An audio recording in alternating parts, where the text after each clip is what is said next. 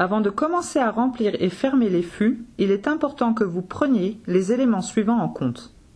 Veillez à ce que le fût se trouve sur une surface plane et fixe. Si vous versez des substances visqueuses dans le fût, la température de remplissage ne peut être supérieure à 70 degrés. Cela permet d'éviter toute déformation du fût.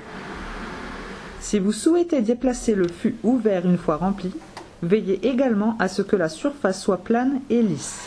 Nous attirons votre attention sur le fait qu'un fût sans couvercle peut se déformer lorsqu'il est chargé. La température élevée du contenant du fût accentue encore davantage cet effet. Le mieux est donc d'utiliser un couvercle sans le fermer complètement.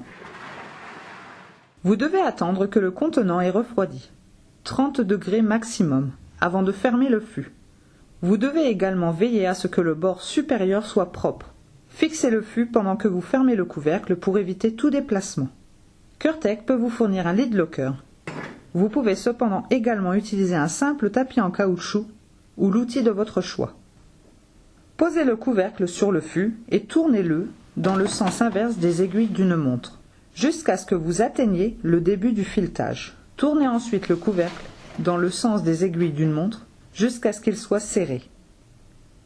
Tournez encore le couvercle de 1/12 de tour ou de 30 degrés. Vous pouvez utiliser l'outil le plus adapté pour cela. Le fût est maintenant étanche et fermé conformément aux exigences du rapport UN. Si vous le souhaitez, vous pouvez sceller le fût de manière inviolable avec une languette de scellage. Utilisez pour ce faire les boucles de scellage sur le conteneur, les poignées et le couvercle. Pour ouvrir le fût, utilisez de nouveau l'outil le plus adapté. Fixez également le fût pour éviter tout déplacement.